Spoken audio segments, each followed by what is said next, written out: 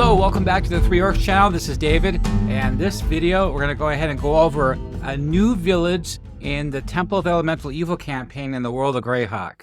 Many of you has been following my video and my work on my Patreon and my Three Orcs Discord channel. You know that I have over 1,500 articles written for this campaign, and that I key and flush out all the villages within the area from the Viscounty of Verbobonc to Greyhawk, the Gnarly Forest, the Wild Coast, Divers, down to Selene to Valuna, and the Cron Hills, and Lortville Mountains. This will be more of a sandbox version of this epic campaign at the Temple of Elemental Evil. I'm not just running this module from the pages like a dungeon slog. This is an actual campaign where you explore the world around the temple before you get there. In fact, nobody knows that the Temple of the Elemental Evil is on the second rising. All they know, there's a rise of banditry on the merchant roads throughout the Viscounty and Gnarly Forest, preying on merchants that are traveling from the Wild Coast and Divers to the County of Verbobonc and back. The hub of activity is my World Anvil website covers all that. In fact, not only is the village of Hamlet fully keyed, like in the T1 module,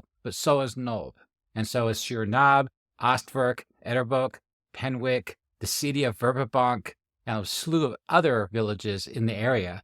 I'm expanding my campaign area. I have other dungeon masters on the Three Orcs channel collaborating with me to help develop this, key it and set it all up. So that way there's countless NPCs and organizations and villages and towns and cities fully keyed for your free use in your own campaign. My default campaign timeline is 576 Common Year, but other dungeon masters are running their campaign in the 594 Common Year and up. That's okay, because these locations still exist no matter what timeline you run this in. This video, I created a village for Lizardfolk village in the Fens of Tor, and I'll show you where that's at on the map. And basically, when you're traveling through the Fens of Tor, through any of the Living Greyhawk module adventures, before you do the Temple of Elemental Evil, Lizardmen would be one of the random monsters, random encounter monsters that you'll run into as you travel through the Fens of Tor. The first module I run is Noble Ambitions, where they're hired by a noble in the city of Verbobonc, and they're going to recover the lost treasure of House Osbury that happened during the battle, before the Battle of Emerald Meadows, during the first rising of the Temple of Elemental Evil. Now, in the first module, they have to travel through the Fens of Tor, going east into the Gnarly Forest, and that's where they find this Ancient Soul dungeon. It's a first level dungeon. It's got 2 levels. The lower level, of course, is much higher level, but it makes it more fun, more dramatic, and more deadly. So basically, they could run across some wandering lizardmen. They're hunter-gatherers. They're out there doing their thing, and they could come across the players. Depending on how the players handle that, the role-playing with them, they could find out more information about where they're from, like the village that they're at. This village is ancient. It's an old village that came back in the beginning of the century, and it has a lot of deep history. And this is the remnants of it after that war. I masked it with the actual history of Verbobonc lore, Greyhawk lore. A lot of it was developed from Living Greyhawk. It all makes sense. It all fits perfectly. Now, these leftover remnants village, this small village, some of it is topside and most of it is underneath. I've completed the map for the top side, and that's what we're going to show today. I'm going to review all the articles, all the locations and NPCs in the village. So let's go ahead and take a look. Okay, first we'll go to the splash screen of the Verbobonc campaign, and this is the main website for finding all this information out for your campaign. In the middle of the splash screen is an interactive map of the County of Verbobonc, as you can see on the screen here. And if you click on any of these locations, these villages, it'll pop up a whole article and a nest of other sub-articles of all the locations in the village and all the NPCs. It's just like the village of Hamlet is. But today, we're going to go ahead and focus on the Fens of Tor, and I'm going to scroll in, and as you can see, that the DM locations have not been turned on yet. So I'm going to go ahead and click on that right here, and I'll pop it right up. So that way players looking at this won't see all the DM dungeons. Now, the Zassil'torr is the name of the Lizardmen village. There's that green dragon to the south. And to the east, in the edge of the Gnarly Forest, is the Ancient Soul Ruins. It's placed around there. Each of these hexes, I believe, is a league. This is the Storm Eyes clan, the Orc clan. And this is another Orc clan that another dungeon master from Living Greyhawk created. You know, everything on my website is close to canon as possible with the original World of Greyhawk box set and Living Greyhawk. And some of these dungeon masters that created content for Living Greyhawk in those years, it's their own campaign version of things that got published through Living Greyhawk. You can take or leave any of this stuff. If you don't like that village or that location or that shop, you don't have to use it in your campaign, but it's there just in case you do need it. It's really nice to have this information available to you. A lot of this work has been done behind the scenes, so it's work that you just don't have time for. I put my effort into it. I work on this 3 to 4 hours a day, 7 days a week. And I collaborate with everybody on 3 Orcs, and they write articles too, and they review my stuff and constantly editing these articles. So, by the way, if you ever spot anything off, let me know immediately, and I'll go into edit. And you can put your comments down below in the YouTube video or come to the 3 Orcs Discord channel. Before we click on that, I'm going to scroll down further to the table of contents on the left in case you haven't been here before. That's what the atlas is, all those villages. If I click on that, you'll see that there's a Viscounty, different countries and areas. But if I click on the Viscounty, it'll pop up all the villages. It's all alphabetical order. So I'm going to scroll over to the bottom here. There it is. You can find the map here if you want to go directly there. But I'm not going to do that. I'm going to look at the main article first, and then we'll look at the map. So the main article would be back at the atlas and the Viscounty. This time, the village is not part of the Viscounty. It's its own unique location of Lizardfolk. I put them under rivers, under the Fens of Tor. That's all the locations in Zassil'torr. We're just going to click on the main article here. In human tongue, it's called Torfen. So this is what humans call this location. The lizardmen in their lizardmen tongue call it Zassil'torr.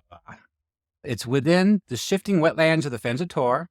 It's a secluded lizardfolk village with ancient traditions and precarious neutrality that have allowed its people to survive the encroaching dangers of the world. They speak Draconic tongue. In Draconic tongue, that translates to waters of survival. And humans around the lands, they call it Torfen. I'm going to paraphrase some of this and skip it. I mean, you can follow along. Just come to the website right now and look it up. It's public. I follow the Wizards of the Coast public content, fan content policy, so everything's free. Everything on my Patreon is free as well, except for the higher end content. The higher resolution version of a map or the menu at the tavern is members only. But all the regular resolution stuff is free, so you can still use it. The village serves as a sanctuary and a hub for lizardfolk tribes, daring enough to navigate the dangerous fens. The leadership, High Warden Zassil'torr the Vigilant, is venerable and wise lizardman leader devoted to Semuana. I believe that's how you pronounce it. Now, these links here pop up. You put your cursor over it, and that's a mini article that pops up so you can get a quick look as a reference of what we're talking about. Okay, I see that. It's like out of Lizardfolk. If you want to see the full article, you just click on it, and you get artwork and a lot more information. It's good for a quick reference, these little links. God of survival and propagation, Sar, guidance, endures, remains balanced between its traditions and practical necessity of dealing with the outsiders. They got cultural tensions. The lizardmen, lizardfolk, whatever game system you come from, my articles are written games neutral, rules neutral. That way you can use it in any rule system. I run all my campaigns in either Old School Essentials or Castles of Crusades, which is the modern version, the latest version of Dungeons & Dragons. That's a robust system for a serious campaign. Old School Essentials is more limited. You can run a one-off or just a fun dungeon crawl. The lizardmen are kind of xenophobic. They don't allow outsiders into the village, and you'll see that in a minute here. But they lean a little bit towards neutrality for survival so they can do trade. There's a lot of valuable fungi and mushrooms in the swamp, especially poisons. We'll get to that in a minute too, with the agents of the Temple of Elemental Evil and the pirates and bandits out of Nulb. They have a witch doctor. We spoke about the high priest there that runs the village, the high warden, but also there's a witch doctor. His name is Zarkosh, the Whispering Flame. The enigmatic witch doctor has begun to sway the younger and more ambitious lizardfolk to worship Zalsinek. Let's look at Zalsinek real quick as a pop-up. And that's a Tanari. That's a Tanari lord, a demon lord that he worships. And this is all tied into the great lizard king that used to rule here in the Fens of Tor back in the beginning of the century. Now, it's not the same great lizard king in the I2 module. I used that module as inspiration to create this one. It's a Tanari lord that the lizardmen used to worship at the turn of the century, and he caused a lot of problems with the Viscounty back in one common year. You know, I'm using OBS to stream this, and I can't really right-click on stuff and pop up another window, but I'll go ahead and post-production layer artwork over this when I'm talking about things. You'll see it pop up. We'll go back to the main article. He's preaching from the hidden shrines in the swamp. Zarkosh promises power and dominion over the fens. He's creating a rift within the village. There's religious strife. Zalisar views Sassanek's influence as a corrupting force that jeopardizes the unity and survival of Zassil'torr. The tension between his quiet survivalism and Sassanek's aggressive doctrine threatens and fracture the village. The geography here, Zassil'torr is built upon a network of islands surrounded by murky waters and dense undergrowth. They have a central platform, they have a shrine, a hunter's roost, and hidden shrines. We'll get to that in a minute. Economy and trade. Basically, they trade in herbal medicines and rare fungi, poisons derived from swamp fauna, and lizardfolk crafted tools and weapons. Now, the female status and privilege of Zassil'torr. In Zassil'torr, the female lizardfolk occupy roles of great importance, particularly as caregivers, artisans, and spiritual leaders. Their status is easily recognized through their elaborate headwear and clothing and ceremonial accessories. The brighter and more intricate the female's appearance, the higher rank and responsibility within the community. So that's good for role-playing descriptions. When players get to the village and start interacting with them, they'll see this. I categorize them in 3 tiers: the Marsh Mothers, the Matron Guardians, and the Egg Wardens. Notable locations. There's just mentions of the most important locations in town, and I've listed them here with a link. We'll go over those in a minute. So first we have Trader's Hollow, and this is the only place that outsiders are allowed to trade with the lizardmen. That's outside of the village. Nobody's allowed within the village. They have somewhat of a tavern there, which is only for locals. Basically, the lizardmen, these are as a community gathering. Zalsak, Keeper of the Brews. Hunter's Perch is where the huntsmaster, they dry the meats and skin the animals. They have the reptile pens, where they train their giant lizards and frogs. They have 2 watchtower platforms to watch over the village. And they have a fishery and a crafting hut where they craft clay pots, reed baskets, and tools. Then there's a High Warden's stilt hut. So these 9 locations are above ground. Below ground, they call it the Rooted Sanctum. The breeding chambers are quite expansive. There's 4 locations there. Then there's some guard rooms, a shrine, the barracks, the shaman dens. There's more than one shaman. There's the High Warden's meeting den, the High Warden's sleeping chambers, the hidden treasury, and the shrine of Semuanya, the prison cells. Then there are prisoners here that the players could try to rescue. And there's deep below is more meeting pools where diplomats from like the Frogluck tribe will come and try to bargain and collaborate with these lizard folk. And there's more guards rooms. And then there's a giant lizard breeding pools, which is Area 24. I went ahead and outlined the life of Zassil'torr, the architecture, the daily life, the basking rituals, the midday and the evenings, and the Warsa of Semuanya. It represents the neutral and pragmatic ideals of survival and propagation, and the foundational tenets of civilized lizard folk society. Basically, their ideals are survival of the tribe of all, practicality over emotion, reproduction and continuity of the species at sacred duties, and the Dawn Shrine. And then I added some DM secrets in case the players ever look at this article. They tell them not to click on show spoiler.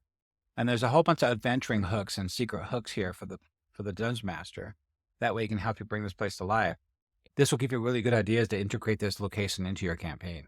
You know, what's going on here and how they are actually working with Captain Mara. He wants dagger cap mushrooms.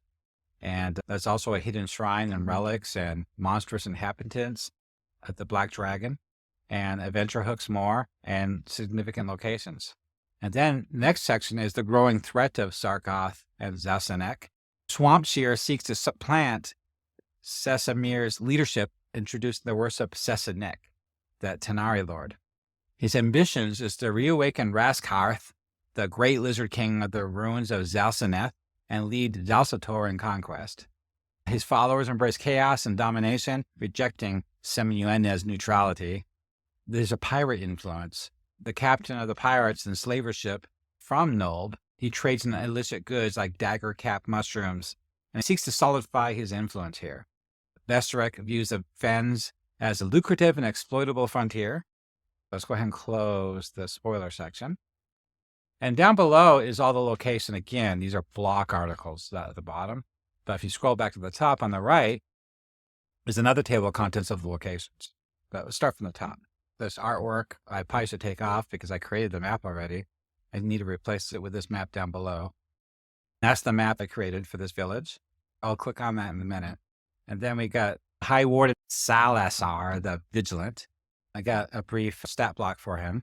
And then there's a spoiler. And that stat block shows that he's a 6th level spellcaster. This is for 5th edition information here, but any DM can actually take that information and use it in their rules system too.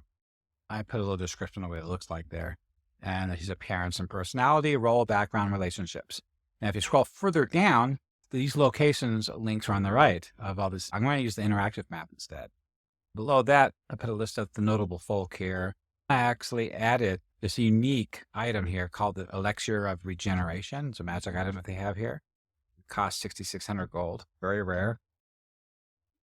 And below that is Whispers and Rumors. This village is not immune to the whispers of treachery and danger that drift through the stilted walkways and shaded clearings. And I have another spoiler. Open up that spoiler. There's a whole bunch of more plots here that you can go with, like the Black Dragon Varsalithx, the Shadowed Bond. He's the one that guards those ruins to the Great Lizard King. And also the Bandits Brigands from Nulb. If they get wind of this place, they're coming here. The players better hope that they get here before they do, because they're going to plunder these ruins too and take hold of whatever power is there. Maybe even get in league with the Black Dragon. It's up to you how you want to play that out. All the information you need is right here. He's called the Dark Guardian or the Swamp Sentinel. That's what his name means in Lizardman speak. The role of the Lizard King lore, Vorthlix has long served as the guardian of Zassil'torr ruins, where the Great Lizard King rests, driven by packed forests during the king's reign. Now, the dragon views the ruins not only as a lair, but as a sacred duty, ensuring that no mortal desecrates that site or disrupts the king's burial chamber. He is in alliance. Its alliance with Sessinek aligns it with the Witch Doctor's plans. Worthlix sees the return of the Great Lizard King as a means to expand his own dominion. So then we got the Crimson Reapers. I got to retitle that right there. A notorious brigand company called the Crimson Reapers. They're out of divers, but they're stationed in Nulb right now, collaborating with the Temple of Elemental Evil agents.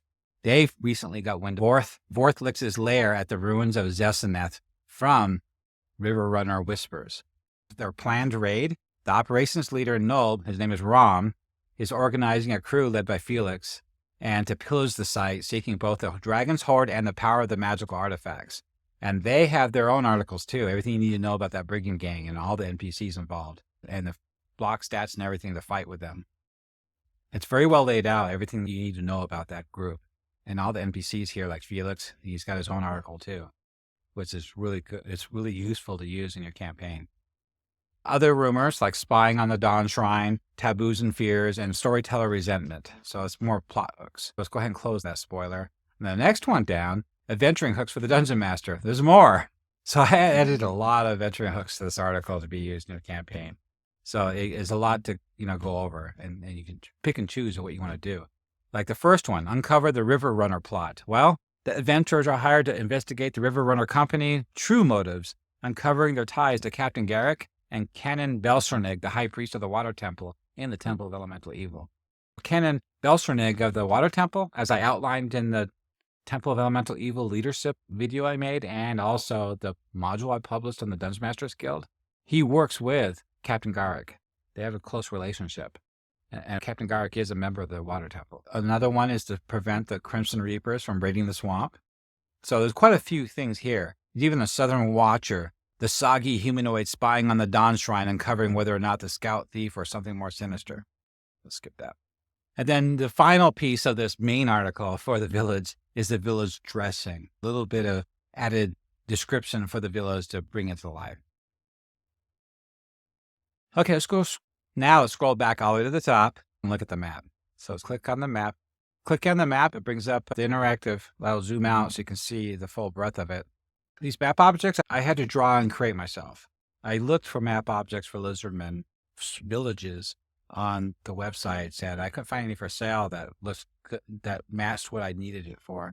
So I had to create all these bushes and trees and buildings myself. The only objects that I'm using that's from another Patreon member is Tom Carlos, and I used his water lilies objects. I used those and little tiny bushes. Everything else I drew myself because I had to. All right, so the main article. So the main village right in the middle is all keyed locations. If you put your cursor over any of those numbers and click on it, it'll take you to that article. Now, any of these buildings that you see pylons for, that means they're on stilts. They're up in the air. And there's artwork for each of these locations in their article. You can tell just by looking at the map if they're up in stilts or not. And also, you see that it's on an island, pretty much in the swamp. And there's access to it from a lot of different directions. One access is from the west, and then another access is from the east, as you can see on both sides of the map. The intentions here is not a path to come through the village for players to get to one location to another. This is a side quest. This is a place that the players have to go out of the way to come to. I do not make them travel through this village just to get to that Ancient Soul dungeon for the first module. When they do get here, if you look at the very bottom left on the southwest corner, at location number 1, this path is only access to the village. And the lizardmen are on patrol. The Lizardfolk warriors are on patrol, and they guard all access to this village. They'll encounter a group of lizardmen before you can come in within sight of the village. They keep good patrols out there with giant lizards and giant frogs. The only access for legitimate reasons is for trade. And nobody's allowed past Area 1 for trade. And they have a trader there. They have a tradesman lizardman that does all the negotiations and trade. Now, the docks on the left is for that small boat to get the product to the village itself and back. And also there's that bridge on the other side of the island there. You can't see my cursor on the screen, sorry. But they can take product up this trail here and to locations 6, 7, and 4. So real quick, back to the beginning. There's even a fence here for defense. So this is a highly defensible area. You can remember when it comes to tactics, lizardmen could be in the water too, hidden. The players will never know it. So they could be swamped from all sides by lizardmen. Now there's NPCs I created for this location, and one of them is a spy for the Viscounty of Verbobonc, and she's trying to find out what's going on here. They heard secrets that something's happening, something's up. The lizardmen are up to something, and they want to know what. And so is the brigands and the bandits. I think they probably figured it out through Otis or Canonist Eve in Nulb, because they probably heard rumor of what's happening, of the brigands and bandits and pirates that are doing trade here. The rumor came around, and now the Viscounty is investigating. So if you scroll all the way back up to the first location here from that trade area, 7 is the fishery, 4 is the breeding area, and 6 is a watchtower. If you scroll to the southeast, area 22 is the last location keyed. This is another access point to the underground, lower level of the village. So the players can come from this direction too. If they decide to come here against the wishes of the lizardmen, they're going to have a big fight on their hands. This is going to be a full-out battle. It's going to be tough to handle. This is definitely not made for first-level characters. It's more role-playing opportunity to see if they can't figure out how to work with the lizardmen to get the information from them. There's subplots that involve the High Warden helping him out with the problems of the village. There's also subplots with the Evil Warden that worships that demon lord and help him take over the village. Depending on what kind of players you have, they might get involved with either or just help out the spy for the Viscounty to find out what's going on here and put a stop to those bandits and brigands coming here for those supplies, for that rare ingredients that they make poisons from. Now, as you can see from the map, there's ramps going down with platforms and water at the bottom, so they can get access to the lower village. If you go north, up the trail, across the stream, you come to the main village area. Access to the lower levels is 11. See, it kind of looks like a cave there. They just put a hut on top of the entrance. That's another access to the lower level. I have not created a map for the lower level yet. They need to start working on that. And if you go west, you see this is just another trail through these druid stones, ancient stones that they've always had that they use for worship. And then if you go all the way to the east, it's just another trail going through the swamp that they use to access the rest of the swamp. If you keep following this trail, which probably branches off quite a bit, you'll finally find your way to Enridge Run. And you have to cross that river, which is probably 100 feet wide, to get to the other side of the Fens of Tor, and then finally the gnarly forest. And to the north isn't much but wild swamp. I don't have any trails really, but that doesn't stop the lizardmen from doing anything, right? They can still go wherever they want. So this is what the map looks like. So let's go ahead and click on location number 1. Okay, so we're going to go to location number 1. I have not keyed this map yet for interactive links. I want to start doing that tomorrow. So that way you can click on it and go there. So let's just go back to the main article here and go from that direction.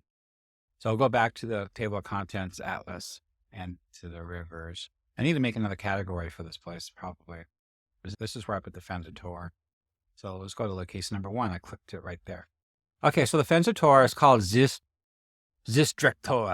and it means Trader's Hollow and Lizardman Tongue.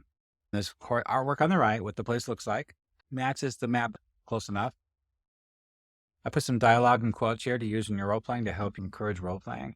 Basically, this is a hidden clearing deep in the swamp. Lizardmen traders gather to exchange rare goods with humans, elves, and other non-lizard folk that are forbidden from entering the village proper. We talked about that already. It makes this clearing only acceptable meeting ground for outsiders. Below that, and the next section is a description of the oval-shaped clearings surrounded by thick, twisted swamp trees and moss, streams of water. The air is thick with the scent of damp earth, rare swamp herbs. A constant hum of insects fills the silence between tense negotiations. Overhead, woven lanterns hang from the tree branches. The role and purpose, as I said, is a trade nexus, and it's also a cultural barrier and a power center. The trading economy. From the Lizardfolk, they trade rare swamp herbs and poisons, dagger-capped mushrooms, and swamp-crafted tools and charms. From outsiders, they want steel weapons, and they want coins, trinkets, and other rare human-made goods, and magical items, often from pirates. The Lizardfolk traders remain wary of outsiders, avoiding direct contact whenever possible. Semnir's demands, a veteran trader and a staunch isolationist, pressures Askavurin to limit trade with the humans entirely. And there's a quote there for that.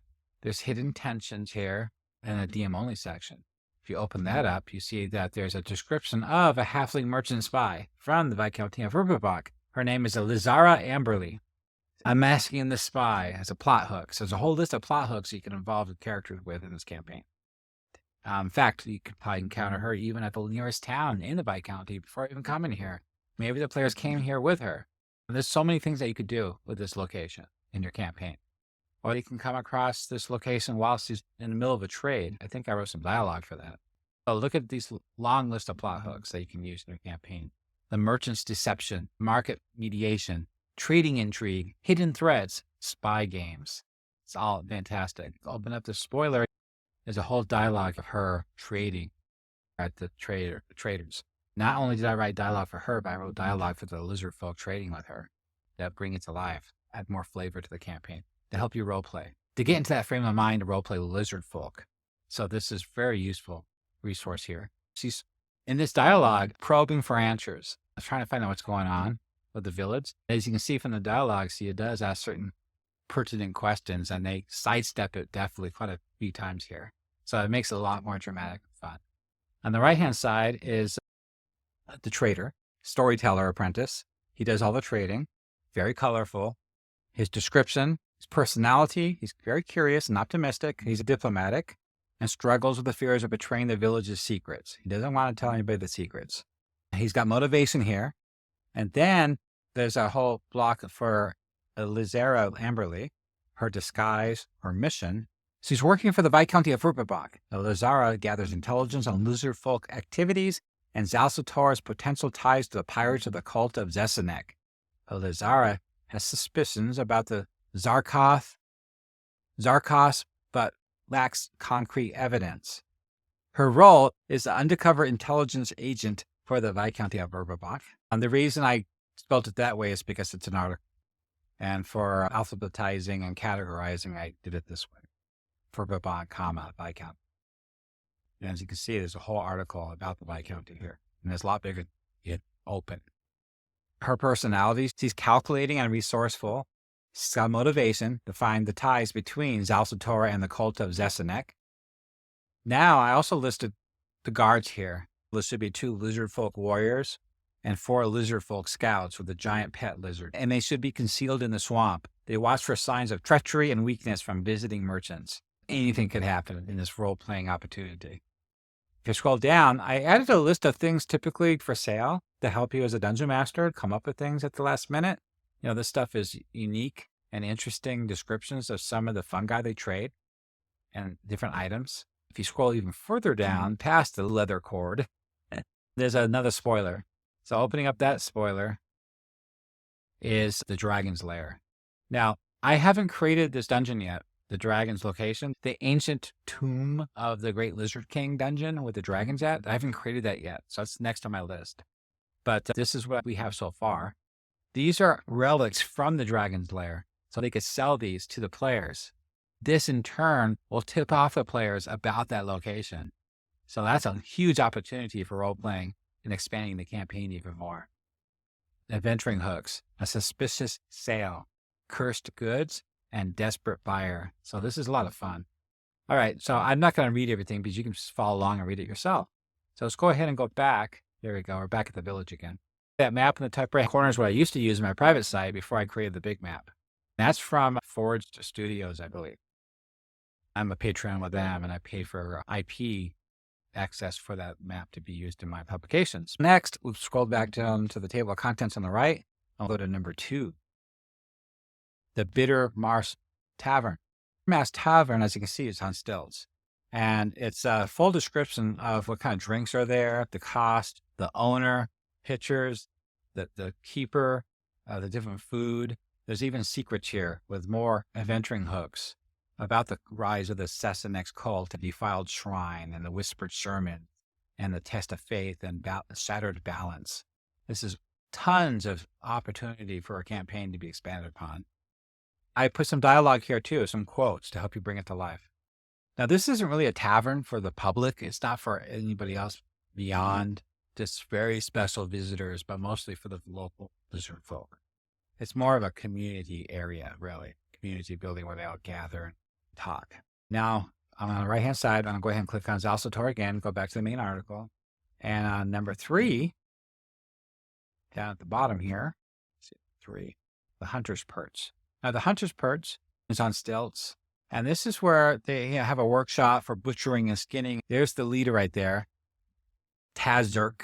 He's the Huntsmaster, and he got another stat block, 5th edition, free to use for combat. He has a bunch of lizard hunters with him, of course. And if I scroll down, you see his role in the village, more description of roles, personality, and motivations of the Huntsmaster, so you can actually bring him to life and role play with him. And he even has some dialogue here that I wrote to bring him to life. Also, there's a spoiler. So secrets of the Hunter's Perch and adventuring hooks, like mountain breach, swamp politics, dangerous cargo, things like that. So that's a lot of fun too. Go ahead and close that. Now let's go back to the main article again. I'm just doing a brief review of these little topside locations in this video, but you can read these yourself later. Number 4, the reptile pens. Now the reptile pens basically are where they breed the giant lizards, specially breed them and then train them. And there's a leader here, and this is what they look like in the swamp, in the wandering monster. There you go. I hope the players appreciate that. It's definitely not first level. Notable features, they got feeding stations, the tools, the observation platforms, description of everything you need to know. DM-only secret. We have adventuring hooks like sabotage and taming the wild and demonic influence. Lots of things to go with here to really have fun. Also, adventure writing. I decided this is a fun opportunity to add dialogue for an adventurer. This is like dialogue for an adventurer talking to another adventurer about the giant lizard he just bought. So if that ever did happen, this is an example of kind of like the vibe of what it's like to buy a lizard here and leaving the village with it, and what kind of temperament and personality that giant lizard might have. This helps you understand the vibe of things, right? But I don't expect the players to be saying that stuff specifically. On the right-hand side, I created a stat block for a trained giant lizard mount, because I knew that would be useful. And in the bottom corner is a picture of one of the giant lizards in his hay platform. Okay, let's go back to the main article. The next one will be location number, I believe it's 4 we're at. No, we're at 5 and 6. So these are basically description of the towers. They're always out. They're always up there. Look out, the guards are. And they have really good eyesight in the swamp. So they can spot anybody coming. at a certain distance, unless they're using magical means or they're a very highly skilled ranger or something or a thief. But it would be hard to get past them because they'd have high observance. And I don't have and on the right-hand side, I don't have a stat block for them. But generally, when I don't have a stat block, you just use a stat block on the monster manual, whatever rule system you're using. Sentinels of the Swamp, basically, is the description here of these platforms, their role in the defense of the village, everything you need to know about them, and their construction. And then I added another DM-only section. And these are basically more plot hooks, like an intruder alert, a relic recovery, black scales hunt, things like that. The lurking threat. A giant crocodile named Blackscale by the guards frequently lurks near the platforms, waiting for the unwary sentry to descend. So, I guess that giant crocodile named Blackscale feeds on those lizardmen if they're not careful. So that's a lot of fun too. I should make a stat block for him and a picture. That's pretty cool. Now back to the main article again. And that was number 5, I believe. So 7 is the fishery. The fishery is a vital and bustling location in the village, serving as a central hub for processing, preserving, preparing the aquatic bounty of the swamp. Basically, it's fish drying racks, clay chimneys, pickling areas, tools, and equipment. The role in the village, what this is for, their operations, defensive measures, and of course, there's more DM secrets and more adventuring hooks.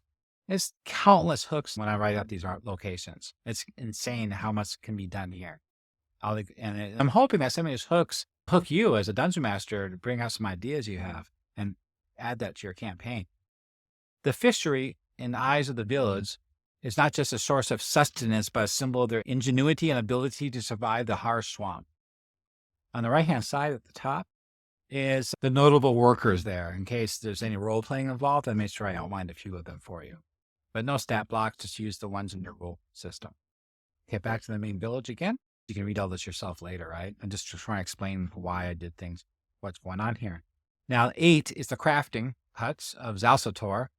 It's a multi-purpose workshop, teaching grounds, tools, community collaboration, weaving, net making, pottery, tool crafting, stuff like that. Defensive measures, adventuring hooks, sabotage, lost technique, and apprentice adventure. On the right-hand side is a picture of the place and also the leader. We need to add a title heading and a youngling apprentice. I added 2 characters just in case you need a role play at this location. So you have the leader, the trainer, the elder, and you have the apprentice. Back to the main article again. I see. Now we're at 9. The High Warden's Stilt Hut. This is central location in the village. Background, everything we need to know about High Warden and the location. And the DM only section. The hidden cache of treasure there. His dilemma, adventuring hooks like call to action, shared relic, and loyalty test, things like that. A lot of fun. Top right-hand corner, besides the picture, is the actual High Warden himself. Everything you need to know about his personality and his motivations. I didn't create a separate article for him, it looks like. I usually don't create a separate article for NPCs. I don't think it's going to be involved in combat, but I suspect I would be, depending where the campaign goes. I should probably make a stat block for him. Get back to the main article again. Now, I think after number 9, 10 is the rooted sanctum. So 10 and up is below ground. I have not created a map for that. Let's go ahead and look at the map, and I'll show you what's happening. We covered location 1. That's Trader's Hollow. Location 6 is a tower. 7 is a fishery. 4 is the breeding area. Number 2 is the tavern. Number 11 is the access to below the rooted sanctum. 9, I think, is a crafting hut. I know 10 is a crafting hut. You see the alchemy tables there. Alchemy tables I didn't create myself. I got that from Tom Carlos too. 8 is another crafting hut. And 12 is the High Warden's hut. And 3 is definitely the hunter's perch, with the drying racks and netted fenced areas for the hunters. So that's basically the village from the top side. And that's all I really wanted to cover in this video. Okay, that wraps up my review of Zassil'torr, the Lizardman village of the Fens of Tor, for the Temple of Elemental Evil campaign in the World of Greyhawk. So what do you think? Do you think this village will be a fun addition to your campaign? The wandering monsters of Lizardmen can be encountered out there.